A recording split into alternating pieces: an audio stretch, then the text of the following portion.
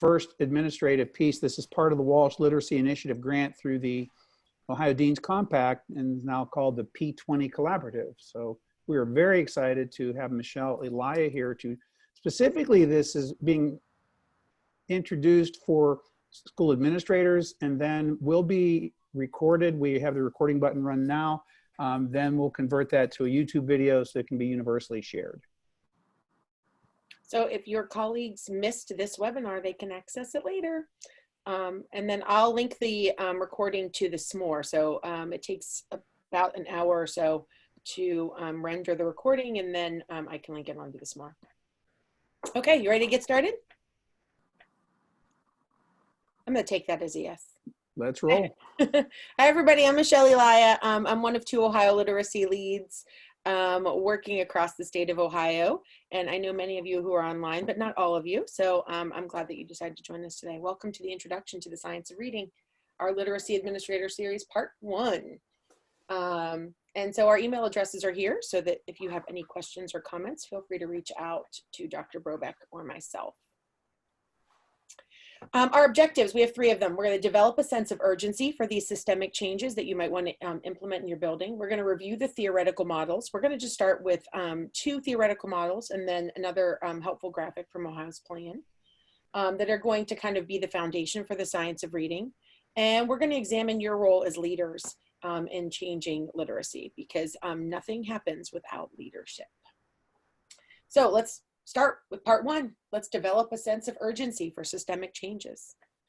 Daniel Willingham presented at our literacy conference here in Ohio a couple weeks ago, and he reminded us of our national data on literacy, the NAEP data. And he said if this was an EKG, we'd all be dead, because it's just kind of going like this. There's no ups, there's no downs, there's no fluctuation. We've just kind of stayed the same when it comes to reading data. And that is not just a national trend, that's an Ohio trend. In 2019, 36% of the 4th grade students in Ohio that were, their data was collected, performed at the proficient level or above, 36%. And what we know is that that number stays the same as they move into 8th grade and the assessment is collected, data is collected again. It does not change. And our scores in Ohio and across the country have been pretty much the same since 2002, which is one of the reasons that Ohio has adopted their state systemic improvement plan and really worked hard to change literacy practices across the state. And I'm super proud to be a part of that effort. If you know your regional RELs, regional early literacy specialists, they are a huge part of that effort. Reach out to them because we do have a problem across our country, and we are trying to educate teachers and principals in Ohio on how to change this data.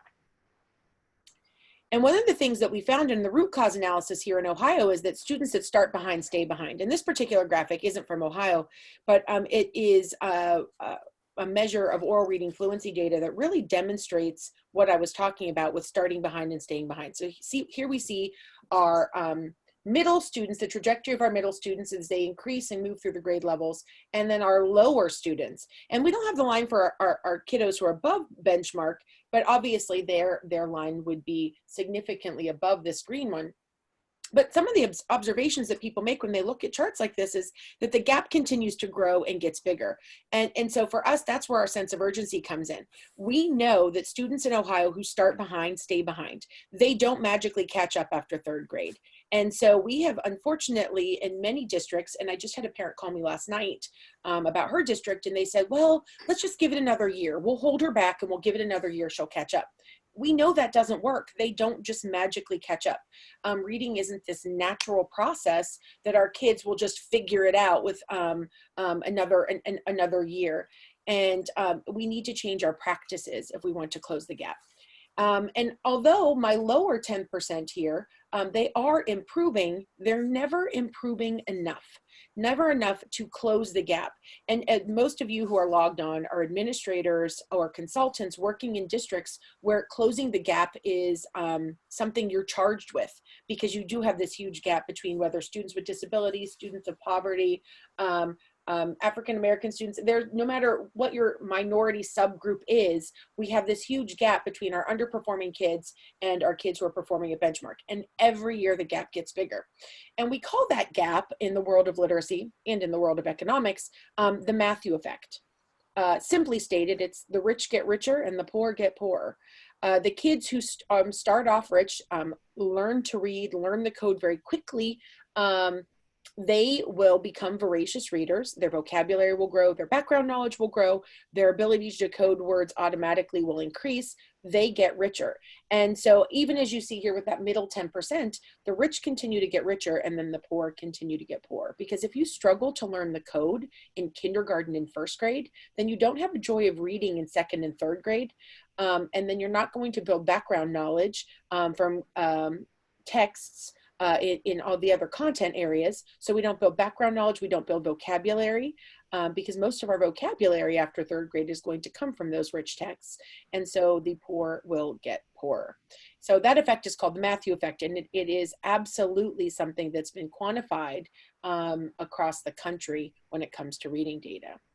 So now that I've made you very sad, let's talk a little bit more about what that could look like in our districts. So this is a different look at the three-tiered, multi-tiered system of support model that many of us are used to seeing. But my biggest piece of advice is this, because I work in districts all over the state, and constantly the question is, can I get a good intervention? Tell me about some great interventions. And my response always is, you can't intervene your way out of a tier 1 problem. If we don't have the bulk of our students achieving at or above benchmark based on our universal screener, we have a tier 1 problem. And we need to go in and close that gap, starting with fixing what's happening in tier 1. Because if we're always trying to intervene to fix the problem, we're constantly playing catch up. So my question is, for many of you who are on right now, you can feel free to unmute, or you can you can say it out loud and when you unmute, or you can type it in the chat box. What percentage of your students are proficient in third grade? And if you are not in a district, if you're a consultant, are many of the districts you're working with reaching this 80% threshold, which tells me that tier 1 is working? That's the minimum number, 80% of students at or above benchmark. Are you working with districts that are achieving 80%? Because if not, then our next step should be obviously to look at core instruction and what's happening in core instruction. Spoiler alert, the second webinar is going to look at the 3 primary components of core instruction. So go ahead, share a little bit. Where are we? How close are we to 80% in your districts?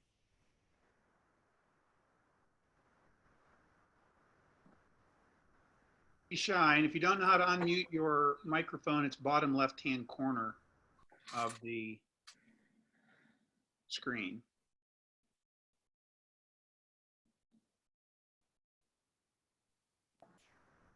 Not hearing a lot of talking.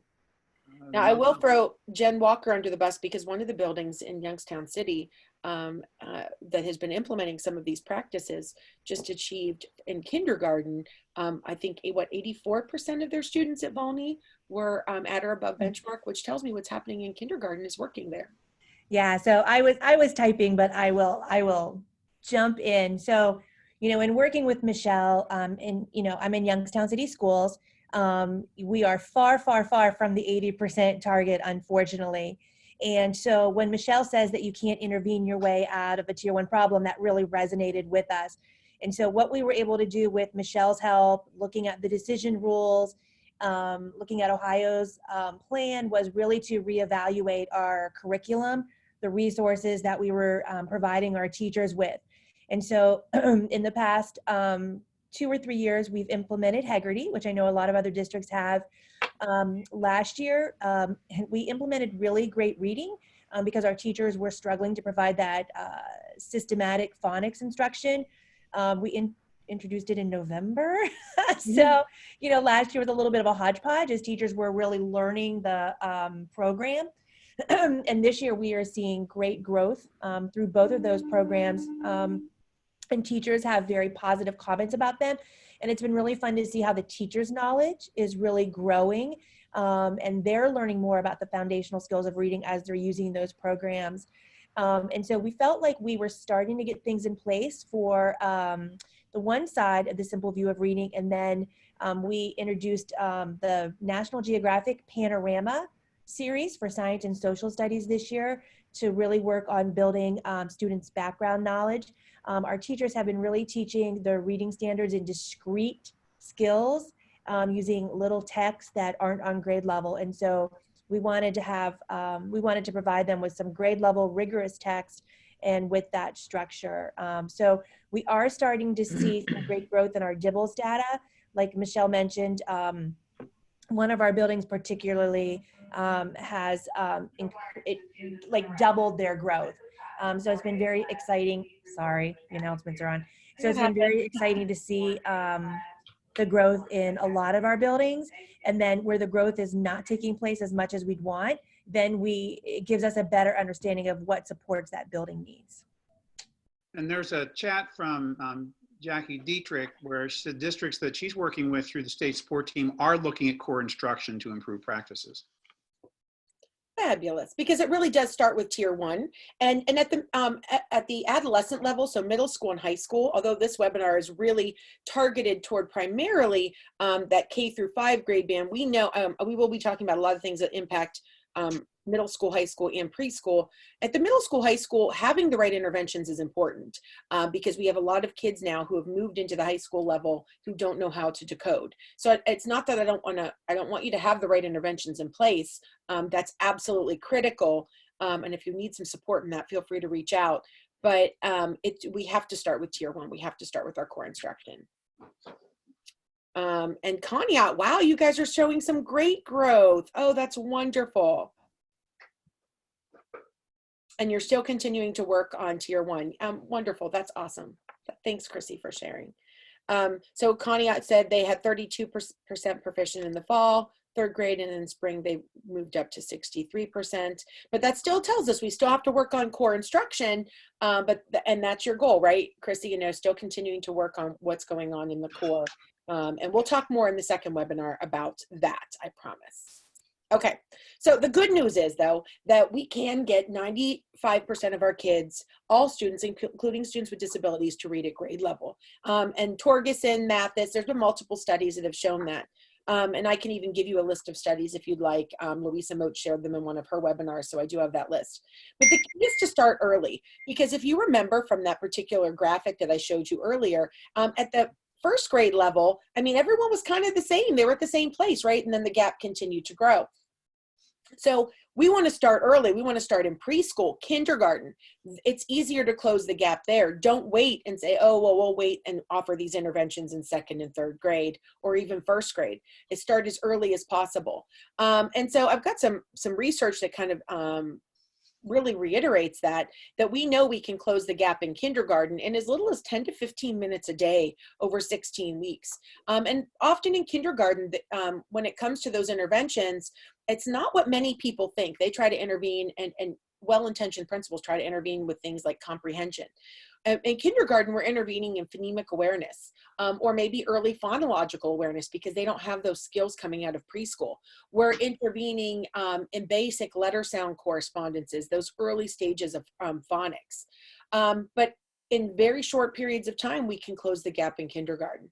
1st grade, it's 30 to 45 minutes over a short amount of time. So again, that's 16 to 24 weeks, we've seen gains. 2nd grade, though, look at how much it jumps to.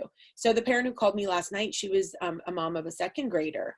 And unfortunately, she was only getting 30 minutes of intervention a day. And I said, well, for many districts, that's all that they can fit into their master schedule. But it's what you do in that intervention time that matters, right? She was doing a lot of comprehension interventions. She hadn't ever learned to decode. The district didn't have a core phonics and phonemic awareness program. So unfortunately, she hadn't mastered the code, but all of her interventions were comprehension and fluency based. So it's what you do in those interventions that matters as well. 3rd grade and up, it takes a significant amount of time to close the gap. And I'm not telling you that to say, okay, well, can't do it, we don't have the time. I'm telling you that because we want to start earlier as leaders, but also know that we can close the gap with our older readers. And Dr. Nancy Cushion-White was just at the Northern Ohio IDA conference last week, and she shared the work that she's done with at-risk youth who were incarcerated And she was able to close the gap for a lot of these kids by using the right interventions in alignment with structured literacy. No way. Yeah, Oh my God. very impressive. So she actually shared in for some of her kids in an hour. And by the way, somebody's unmuted, so just be sure to mute yourself. I'm sorry, because I can hear some of you guys. So she was able to share writing samples from 15-year-olds. Now, granted, some of them needed an hour and a half a day of interventions, but she was able to move those kids to at or approaching grade level. So, your turn to talk now. What's the significance of core instruction? And why is it so important to embrace the science of reading in our core instruction? I haven't even gotten you into the models yet, but just briefly, what is the importance of core instruction? And why do we need to embrace the science of reading as it applies to core instruction? Go for it. And you will have to unmute. I did mute everyone. So if you would like to talk, make sure you unmute. The button is in the left side, lower left side of your screen. Thanks, Dr. Brobeck. Or you could type it in the chat box, whatever makes you happy.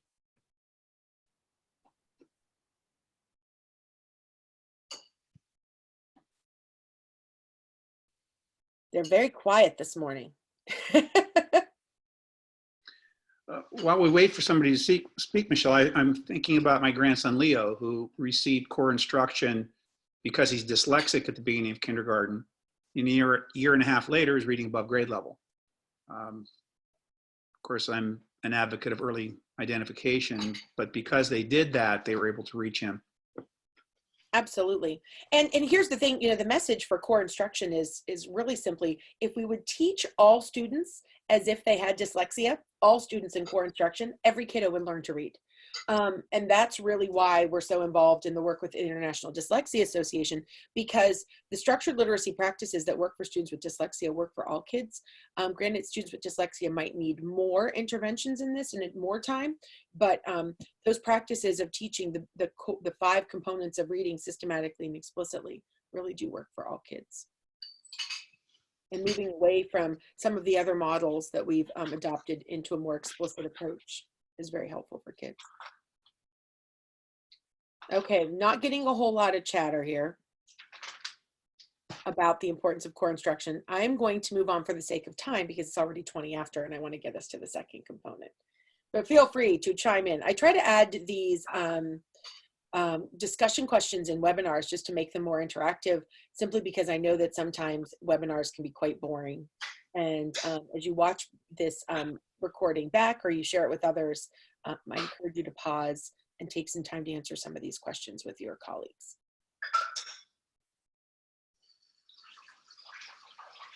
And Jackie, I love that you talked about the science of reading shares how the brain works. And we need to know how the brain works in order to make sure all students can learn to read. Some of the things we use in core instruction, like encouraging kids to look at the picture and guess, or look at the context and guess, those are things that go against how the brain works. So when we do that, we activate the right side of the brain, which is not the side of the brain that's that's involved in the reading process.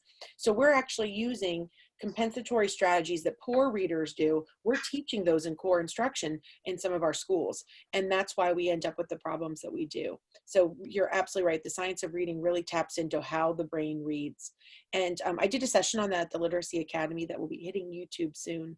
And I can link that to the s'more flyer when we get that link. Okay, so let's go into theoretical models. So if you didn't know it, Ohio has a brand new plan to raise literacy achievement. We updated it in January of 2020. So if you just Google it, and it's also linked on the s'more flyer, it comes right up. But I recommend that you take a look at this because it really is aligned with the science of reading. And one of the things that is in the plan is that we have this continuum from birth all the way through grade 12 of literacy, and it looks different in each level. And that's really important because the way we teach kids in preschool is different from K through 2, is different from 3 through 5, is different from 6 through 8 and 9 through 12. And so there are changes and differences along this continuum. So I'm going to debunk a couple myths here. So first of all, one of the myths is that reading looks the same at each level. And it really doesn't. In kindergarten and first grade, I'm going to put more emphasis on things like phonemic awareness and phonics. second, third, fourth, fifth, it's not that I'm not going to teach those things, because I am. I'm just going to put more emphasis in other places. So it's not about balance. It's about the changing emphasis. And then adolescent literacy, I'm not teaching phonemic awareness anymore, but I'm teaching advanced phonics. And then we add in things like student motivation. And one of the biggest myths is that we teach kids to read in preschool. And I hear this all the time. I do a lot of preschool training, and I'm constantly hearing how well-intentioned administrators are asking their preschool teachers to start teaching kids to read in preschool in order to help close the gap. And it actually doesn't work. Instead, in preschool, at the emergent literacy and early literacy level, we should be focusing on phonological awareness, print awareness, developing that awareness of the print in their environment and in texts, and also developing their oral language and vocabulary. But we shouldn't be teaching kids to read in preschool. You know, sight word flashcards are really not effective at any grade level, but they have absolutely no place at the preschool level. So it's important to keep that in mind.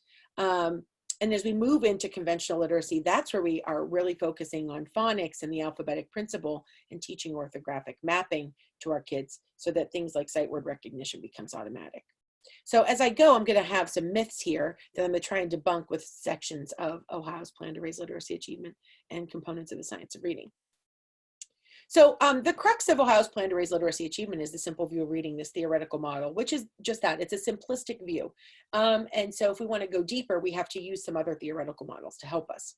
But the simple view of reading says that word recognition times language comprehension equals reading comprehension.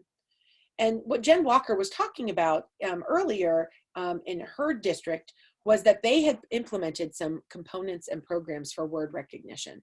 So they were teaching phonemic awareness, they were teaching phonics, but they really hadn't implemented anything for language comprehension. So to build background knowledge and vocabulary.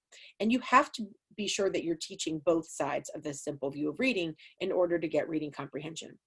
And the important thing to remember is that anything times 0 is 0. So if we leave out either of these sides at any grade level, we're going to get a 0 when it comes to reading comprehension. So that multiplication sign really does matter. We have to be all in on word rec and all in on language comp. And then one of the things that we've learned from Lark and Dr. Kate Kane's research is that the emphasis shifts on what side of the simple view we're going to be focusing more on. So maybe at the first and second grade level, the Lark study showed that we spend a little bit more time and a little more emphasis on word rec if we want to get better reading outcomes. But then second and third and up, we might spend more time on language comp if we want to get better reading outcomes. And if you want to learn more about language comprehension, one of my favorite books is this one here, The Knowledge Gap by Natalie Wexler. It is a game changer for language comprehension. And if you want to learn more about word recognition, and of course I cannot reach that book right now. I like anything by David Kilpatrick. Thank you for your knowledge gap. This is the essentials for assessing, preventing, and overcoming reading difficulties. He really touches on both sides of the simple view of reading, but spends a lot of time on word rec. And then his book, Equipped for Reading Success, offers fabulous insights. I grab mine. Okay, I can't reach it. My Equipped for Reading Success offers wonderful insight into word recognition and how to ensure our kiddos are learning to read those words according to the science of reading.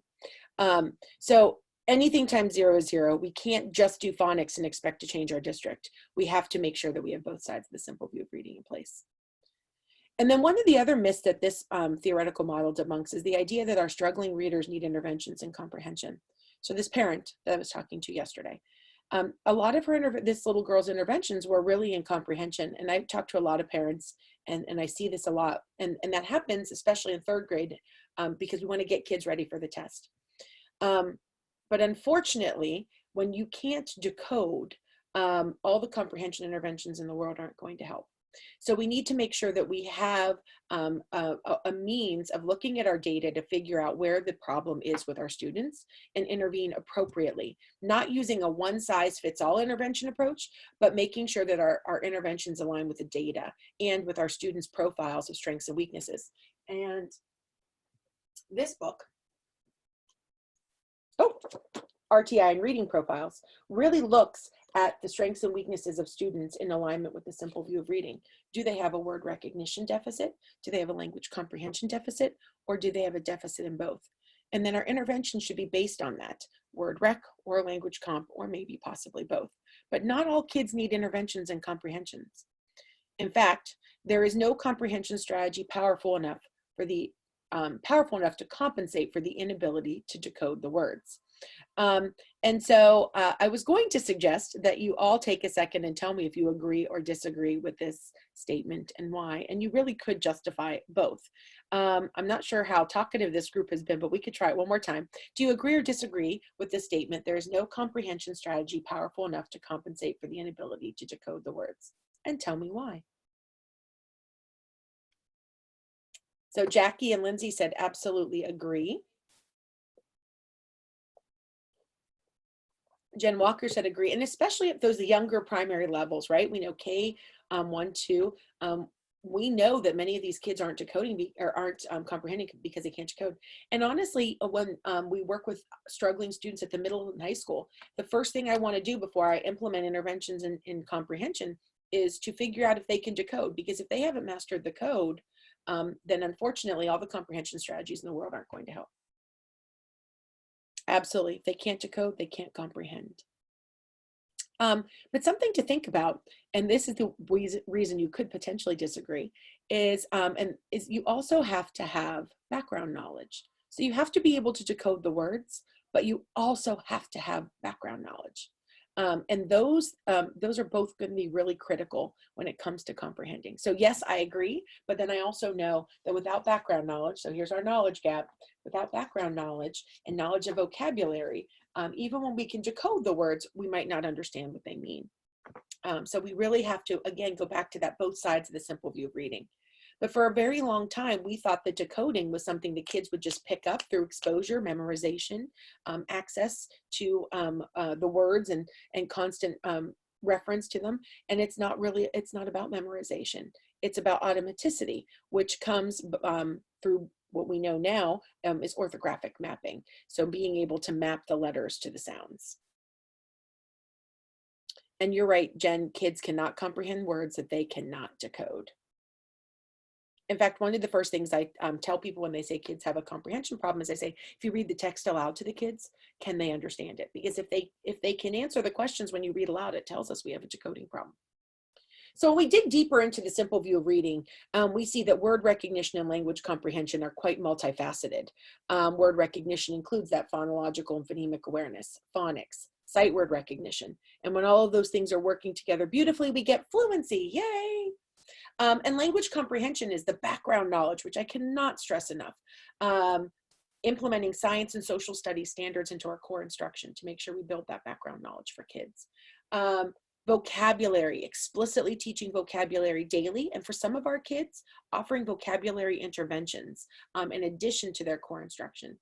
Language structures, teaching writing and grammar. I love the writing revolution for teaching language structures, and that really work together with the text that we're reading in order to build that knowledge. When we use complex grade level texts, we build kids' knowledge of language structures because they use complex language structures in those texts. They don't use simplistic language.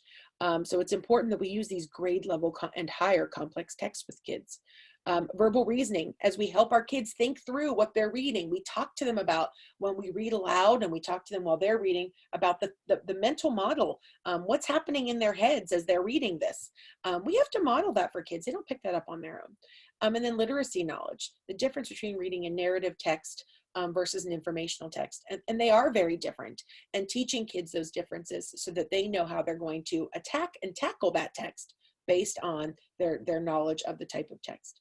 So all of these things work together, and we can't afford to leave any of them out if we want to get great reading comprehension. So a graphic like this would be really helpful as you're thinking about your assessments, about your curriculum, about your decision-making and your core instruction. Do we have all of these pieces in place? And by the way, for background knowledge, if we are not using complex, rich texts around a theme or unit, if we're using disconnected texts, we're not going to build background knowledge. But if we use multiple texts around the same theme or topic, it's better likely to build background knowledge, and then also use the same vocabulary over again. But again, kids can't access the text if they can't decode. And if we're only teaching sight words according to flashcard, we might want to rethink how we're teaching sight words as well. So here's another myth. The myth is the science of reading is all about phonics. As you can see, just by looking at this deeper dive into the simple view of reading, there's way more to the science of reading than phonics. One of my favorite things to talk about these days, and Jen and others who know me know I talk about it all the time, is the importance of background knowledge and vocabulary, writing and language structures, in addition to phonics and phonemic awareness. It's not just about phonics. Phonics is critical because there is no comprehension strategy powerful enough to compensate for the inability to decode the words. But it's not all there is, because if you can only decode and you don't understand those words and what they mean, then unfortunately you're not going to get very far. So another myth dispelled.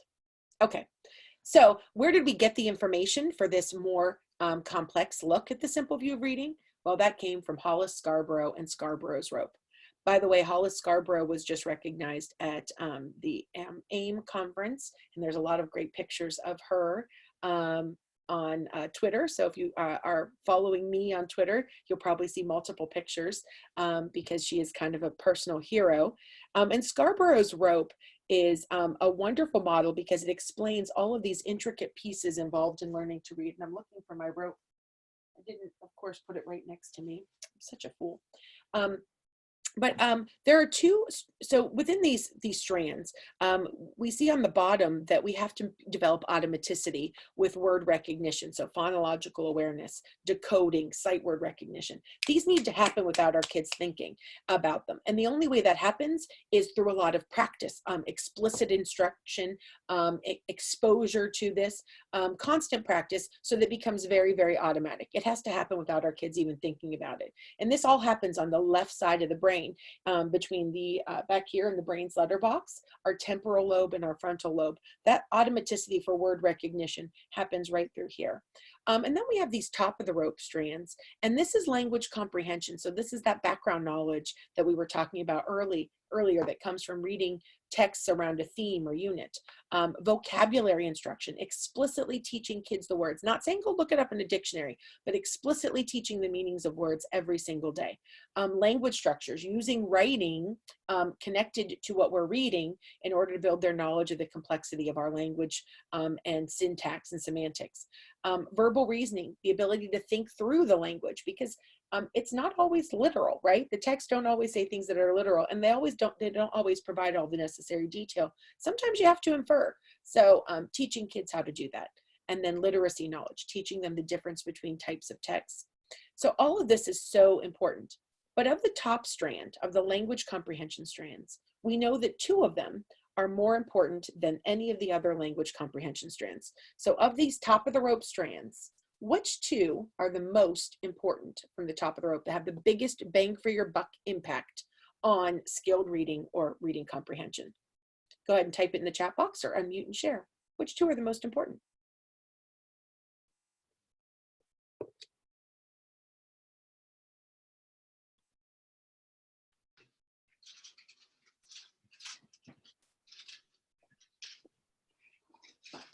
I'm watching the chat box.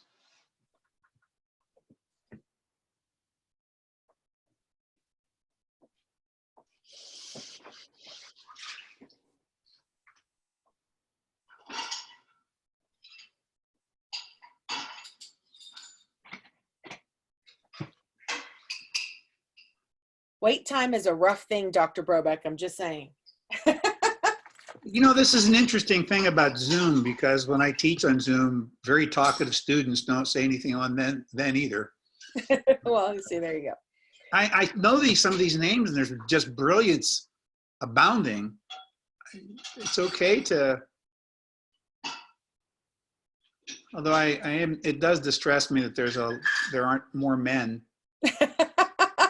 Not because it's a male thing, but because I think more men need to take an interest in reading. Absolutely. And Chrissy, you are right. So here's my simple view of reading model that I use all the time, but then of course I don't put it all back in the same place. So here's my bottom strands, you know, with for word recognition, phonics, phonemic awareness, and sight word recognition. And here's my top strands.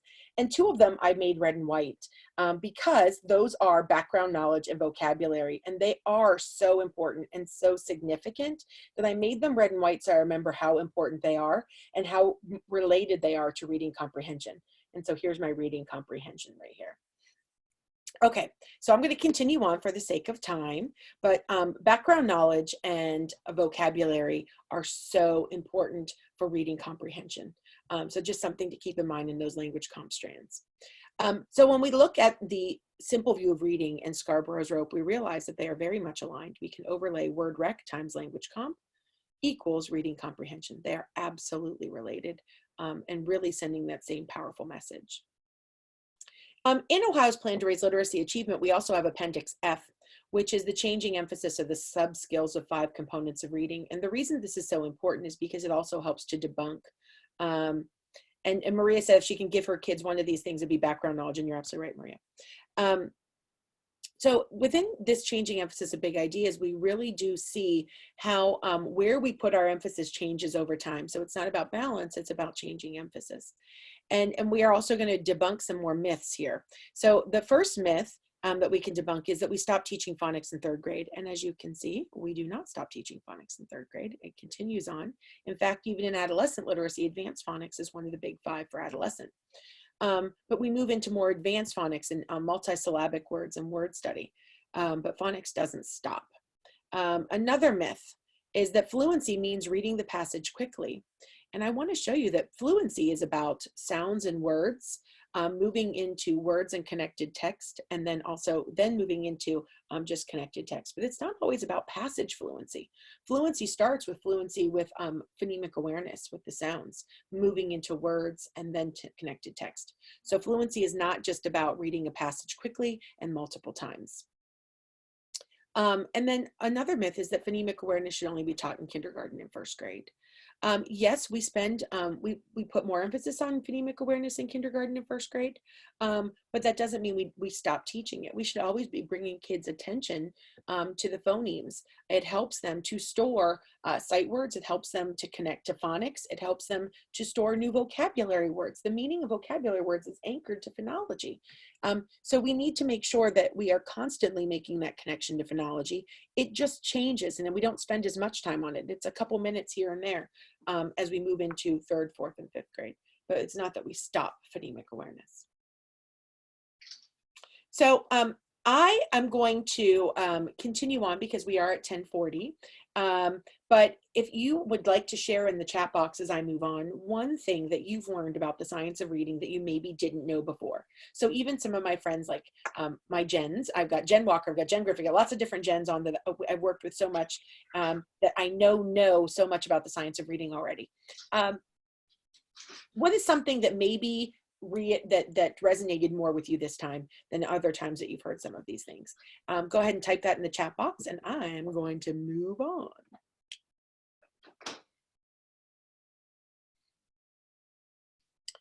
And if you watch this back, feel free to pause and have a conversation with your colleagues about this. And I'm hoping you're going to share this with other principals. If it's valuable for you, it'll be valuable for them.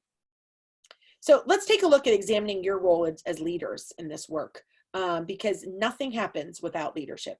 And I've just had a couple recent experiences with districts where teachers started doing some of this work and getting excited, but because their principals didn't know, the district didn't change systemic practices. So leadership is critical. None of this happens without leadership and knowledgeable leadership who understand the science of reading.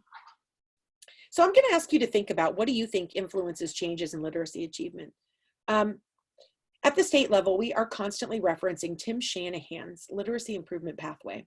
And we have presented it multiple times, but I always like folks to tell me what they think should go on the pathway. If you are going to change the success of the reading programs in your school, if you're going to change the outcomes of your students in your school, what are you going to change? What are you going to focus on and look at?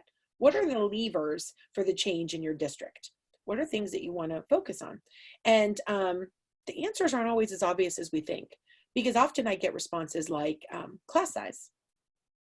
And believe it or not, class size is not a step on the literacy improvement pathway. it is not going to be a big bang for our buck lever for changing reading outcomes for our students. So take a second, and I want you to guess what you think should be on this pathway, and then I will show you the answers in a minute. Feel free to type some things that are that you think should be on the pathway in the box below. By the way, this pathway, we start at the bottom and work our way up. And it's not linear in that we go from one step to the next. It's we have to pick based on our data where we need to influence change.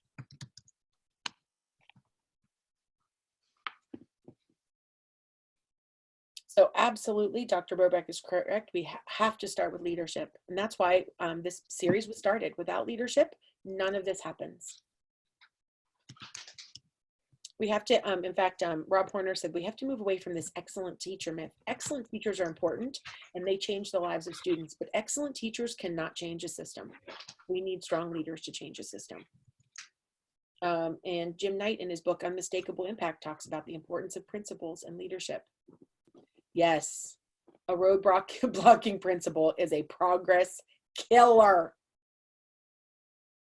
Jen Walker talks about the importance of time. In fact, our next session is going to talk about time. So here we go, drum roll. What are the steps on the literacy improvement pathway? Leadership, time, what to teach, quality of instruction, professional development, instructional materials, assessment, targeted interventions, parents, and motivation. So the reason I drew this arrow from the bottom up is that we don't want to start at the top row. It's not that those things aren't important, but they're not going to be our biggest bang for our buck levers for changing our district. We want to start by thinking in terms of the bottom 3 rows, and we can pick different paths. Time, what to teach, and quality of instruction. Tim Shanahan calls his aspects of experience, and they're so critical for core instruction. Learning forward, their focus is professional development and instructional materials. And without both of those things, teachers can't change their practices. But none of this happens without you as a leader leading the charge in your district and in your building. Because if you don't know what the time amount is, and if you aren't writing the master schedule, if you don't know what should be happening in that time, or know what materials the teacher should be using and how they should be using them, then nothing changes. So I have a striving readers district in another part of the state, and their teachers went through a lot of training. And unfortunately, so the teachers went through the training, but the principals didn't. And the training was all in the science of reading, and the teachers had a really hard time buying in. But the superintendent at the time said, listen, we're getting grant money for this. You have to do it. You have to try it. They did. They saw successes. Their kids moved. They were really excited. Teachers bought in hook, line, and sinker, started joining things like that Facebook page, The Science of Reading, following folks on Twitter, and joined other professional dialogue and professional learning communities to really engage in the work. But the principals didn't come to the trainings. And unfortunately, the district then got new leadership, some of the principals, the superintendent, some changes, and then that new leadership decided to adopt a new curriculum. But the curriculum wasn't aligned with the science of reading. So the teachers all said, but wait a minute, this isn't aligned. But unfortunately, the leadership didn't know that. So it's so important that you have great leaders who are well informed, because otherwise these materials, instructional materials, and then what's being taught in that literacy block are not going to be aligned with the science of reading, and we're not going to see growth. The leadership drives this. And yes, Jen Griffin said assessment is also so important. We have to be collecting the right types of data. And that data tells us how we're going to plan our interventions. But when it comes down to it, I don't start with assessment, but that is a critical piece that I have to have in place. And parents and motivation are on there, and it's parents and motivation are in that top row, and they're the last 2 in the top row. And it's not to say they're not important, because they are absolutely critical. But when we want to change our district, we don't start by saying, oh, but if only my parents would get more involved. We want that to be something that we're doing in addition to changing what's happening in our building, because that's how we get the biggest bang for our buck. It's not just about changing the parents. It's about changing what's happening in our building. And it's about informing and working collaboratively with our parents. That's critical. And so Jen Griffin, if you could do me a favor and you could share that link for the wonderful Ohio resource. I tweeted it yesterday. to build parent engagement and literacy. If you don't mind putting that link in the chat box, I know that our folks would really appreciate it. Okay, so we're going to focus on leadership here in our last 13 minutes. And this wonderful quote from Saracen really rings true here. Place a good person in a bad system, and the system will win every time. I can replace person with teacher, student, even principal, coach. You need to have a full system structure in order to support this work, and leadership is critical for that at the principal level and at the district level. And Dave Brobeck shared one of his favorite leadership books, The Leadership Challenge. And don't they have an app on that too, Dr. Brobeck? The app went away. Those guys are both in their 70s. But you read the book, and then you built your roadmap off it. Absolutely, and I loved that book. It's super, super powerful. Absolutely, and it's all about transformational leadership. Absolutely, I love that. Well, part of for those of you, if you're interested, it breaks it down into 5 key elements and gives you 2 strategies for each.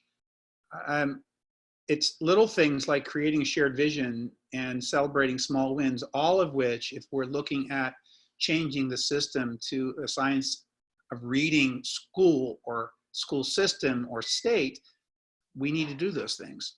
And so it's been around forever. It's in its 6th edition now, and it's just an amazingly applicable and usable book. Awesome. And there are, for leadership and literacy, another book, and I just had it out. Oh, here it is. Is The Principles Primer for Raising Reading Achievement, which is another great book for leading and literacy. So we really want to make sure that our system is designed to get the results that we would like, because right now our system is designed to get the results that we're currently getting. And only leadership has the power to change the system. So systemic changes require leadership, strong, knowledgeable leadership who are change agents, transformational leaders. Now, literacy leaders can only indirectly improve outcomes in that they're not in the classrooms teaching the kids every day, but they can inform what the teachers are learning. They can inform the instructional materials that are in the teacher's hands. They can inform the length of literacy block, what happens in the literacy block, the quality of instruction in the literacy block, the assessments being used, the interventions being provided. And Tim Shanahan shared in his presentation 4 beat the odds studies in literacy in high poverty, low performing, high percentages of students with disabilities, like I said, kids of poverty, high English language learner populations. And in all of these schools, the one common factor that they had was a strong leader who led the charge and made the necessary changes. And in 3 of them, they were principals. 1 of them was a coach. So that's why having fabulous coaches is also really important, because literacy leaders lead the charge in these changes. And when you are a leader, sometimes we have to be willing to accept some brutal facts that are happening in our districts so that we can change them. So we have to create a climate where the truth is heard and the brutal facts confronted. And some of those brutal facts might be that kids are getting pulled out of tier 1 instruction and they're missing their core instruction to get their interventions. That's a brutal fact, and we need to fix that. You can't fix what we don't acknowledge in this case, and so we have to know these things. Maybe it's that we don't have a literacy block on the books, or that we don't have access to the right materials. Maybe it's that our students with disabilities are being marginalized and taught separately. I was working with a district where all the kids with disabilities got their tier 1 instruction in a different room with a different teacher. I said, well, that's not core instruction. So we have to be willing to confront these brutal facts.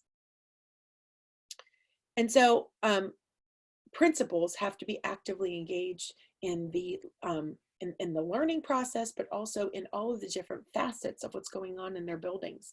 They have to, acknowledge the fact that, PBIS is really important, that we have to have students who understand the behavioral expectations. They have to set the goals for the district. So they have to implement all of these things, setting goals, resourcing strategically, their staff, moving people around as necessary, and their materials, planning and coordinating and evaluating the teaching and the curriculum. So doing walkthroughs and also evaluating the curriculum to make good curricular decisions, participating and promoting teaching and learning. So being involved in the teaching process, learning what teachers are learning every day, going to PD with teachers, and then ensuring an orderly and supportive environment. There's that PBIS component.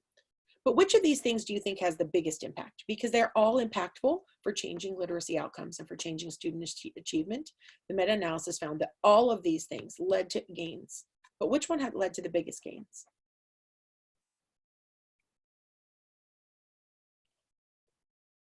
And a hush falls over the crowd. And thank you to Jen Griffin, by the way, for sharing reading tips for families in the chat box.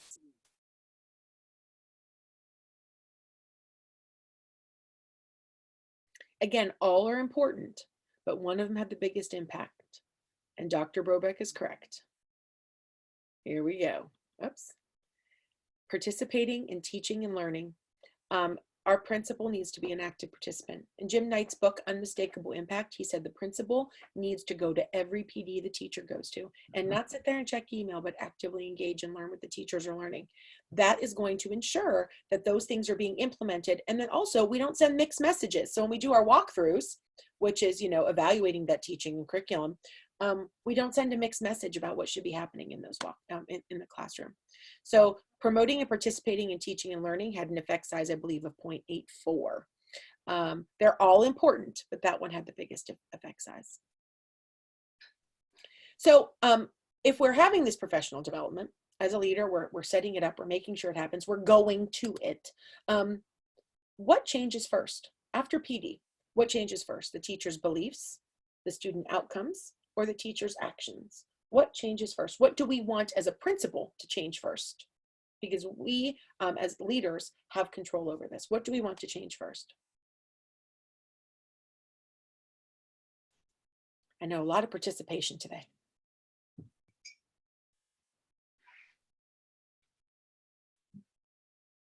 I'm seeing student outcomes, actions. By the way, this is the work of Guskey, and it's not new research. I believe this study was from the 90s or maybe the 80s or 90s. It's not new, but it really does inform what we're doing with ESSA. So I'm seeing outcomes, actions, and beliefs. And here's what happens. Here's what the true answer is. As a principal or a leader, a district leader, a coach, whatever your leadership role is, teachers go to professional development. The first step should be to say, I need you to implement it, whether you agree with it or not. We want to change teacher actions first. Beliefs are hard to change, very hard to change. So the first step is to say, implement it, whether you like it or not. Because when they implement it, they will see a change in student outcomes, especially in the science of reading. I've seen it happen in every district I've worked in. I've told these teachers who've been naysayers, I just want you to try it. When they try it, they see changes in student outcomes. And when that happens, we see the change in beliefs. But if we try to push a belief system on people, that doesn't work. It really doesn't. I've tried to change beliefs and I've hit so many brick walls. But instead, as a principal, and the assistant superintendent from, I believe it was Rocky River, who presented at the Northern Ohio IDA Summit a couple weeks ago, said, during the 6 hours that they are in our buildings, these teachers have to do the things that we as a district set out as directives. So if that's implementing the science of reading, then that's what they have to do. They have to try it. They have to implement the science of reading. So as leaders, we say, you have to try this. You have to implement it. And guess what? I'm coming around and I'm checking it. My favorite preschool supervisor would come to every one of my preschool PDs. She would afterwards stand up and say, we're going to talk about our professional development plans after Michelle leaves. And I want to see your goals related to the PD that she just provided, because I'll be coming around next week in my walkthroughs and looking for it. So we have to change teacher outcomes or teacher actions first. The changing teacher actions leads to a change in student outcomes. They're going to see growth in their kids. And when that happens, their belief changes. And some of the most reticent teachers have shared that that's what happened for them. In fact, my favorite title teacher said, I hated you when you started here, but I had to try it because the superintendent and the building principal told me to. And guess what? My kids learned to read. And now she's my biggest fan and the biggest fan of the science of reading. She's amazing. So 10:56, I'm so on time. Yay. I'm so proud of me. Sorry. Share that pride, Michelle. I know. Well, you know what? I'm really good at talking too much. I don't know if you noticed that or not.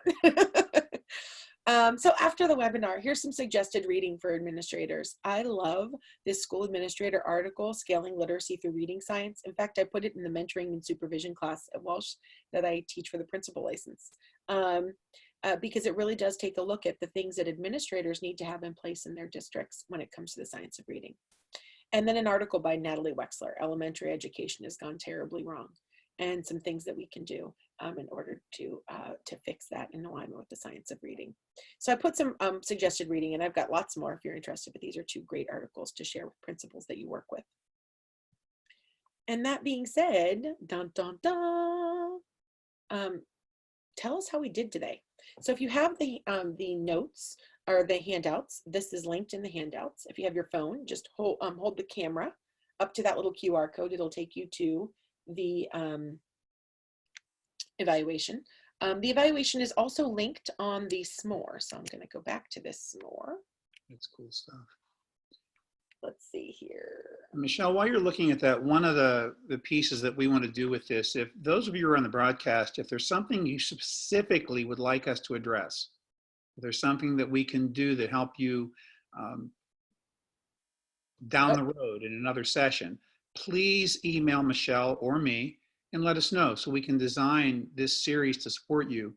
Our commitment to the partnership is to try to use our resources and tap into things that help you do your jobs better.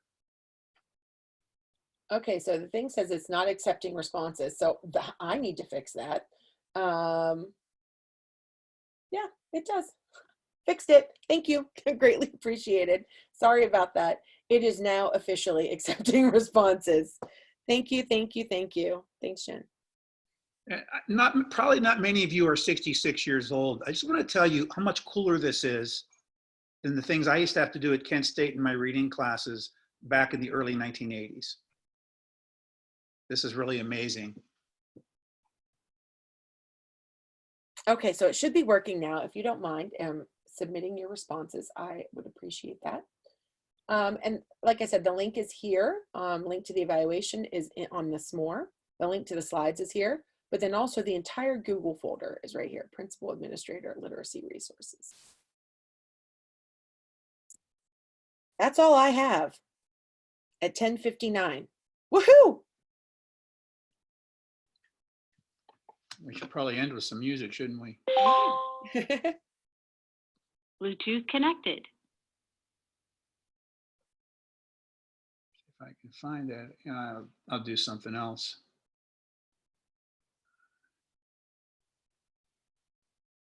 With that being said, hopefully we will see you again soon.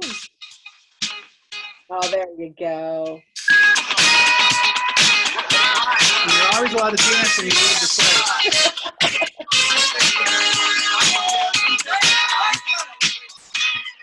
I'm going to stop the recording now. Thank you, everybody, for joining us. The recording has been stopped, but you can stay on and hang out if you need to.